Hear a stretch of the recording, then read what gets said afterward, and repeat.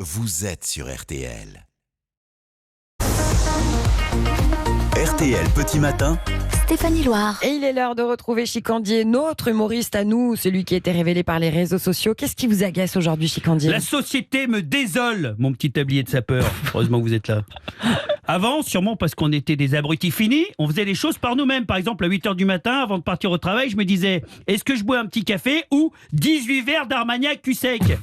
Bon, comme je prenais le volant, qu'à l'arrière j'avais un bébé de 6 mois et que derrière j'avais mon entretien de fin d'année pour savoir si j'avais ma prime pour emmener ma grosse à Val Thorens, c'est vrai que comme ça, au pif, je prenais l'option café. Oui, c'est mieux. Mais maintenant, non. Pour toutes les choses, il faut un coach.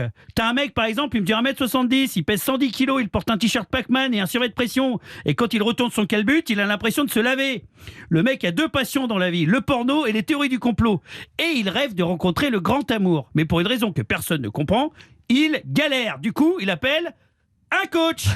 Le mec qui arrive, il ressemble à une pub pour du déo pour homme, il transpire jamais, et même quand il largue une pantoufle, ça sent la cannelle. Et cet enfoiré te prend du 500 boules de l'heure, le prix d'une escorte, si on y réfléchit bien. Et là, il balance, avec la voix de Super Nanny, « Écoute-moi bien, Dylan. Déjà, Dylan, t'es sûr? On garde le prénom? Hein? Non. Bon, écoute-moi bien, Damien. Déjà, tu vas prendre une bonne douche. On va couper ses cheveux. Car quand ta frange part sur la nuque, ça veut juste dire que t'es chauve, Damien. On va se perdre une bonne trentaine de kilos et on va éviter de porter un t-shirt avec une actrice porno qui est visiblement assise sur son poing, Damien. N'est-ce pas ?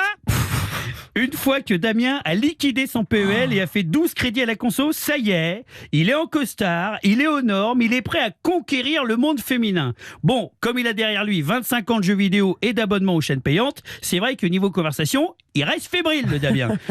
Mais ça, le coach, il s'en branle. Il a pris ses 12 500 boules hors taxe et repart tel un cow-boy sur la musique des experts Miami. C'est vrai, sans un coach, on ne saurait pas que les filles aiment plutôt les gens minces, cultivés, drôles, prévenants. Sinon, nous, on continuerait de penser qu'elles aiment les hommes qui ont préféré choisir Morbier comme odeur tub et qui rôdent de la bière en regardant les films de Chuck Norris. Merci les coachs.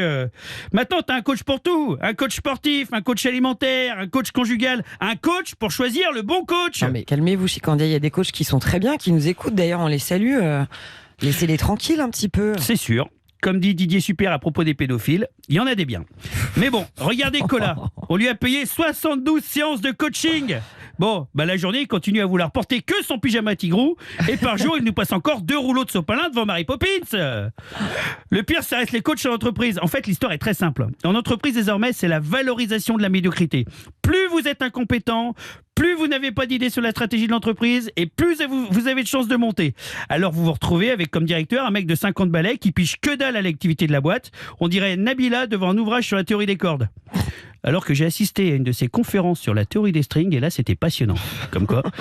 Bref, le mec se dit... Tiens, comme j'ai aucune idée, je vais prendre un coach. On va prendre un grand nom, il va me faire un rapport, je vais le faire valider par le conseil d'administration. Et si on se plante, moi je dirais que c'est la faute du coach. Hein, par exemple, un coach intervient sur le management horizontal ou vertical d'une entreprise.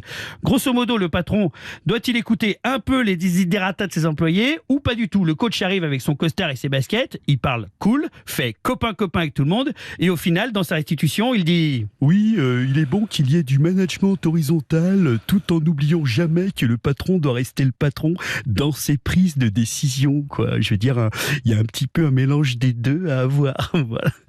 Excusez-moi, Steven. Je vous dois combien pour cette merde? Comme convenu, c'est 50 000 €, Michel. Le coach, je vais vous dire un truc. C'est comme acheter un bouquet de fleurs au supermarché à sa femme alors que la veille, elle t'a surpris en train de taper dans le rognon de sa sœur à l'arrière du Kadjar. Ça part d'une bonne intention, mais ça sert à rien. C'est ça mon analyse. C'était un festival aujourd'hui, Chicandier. Merci beaucoup.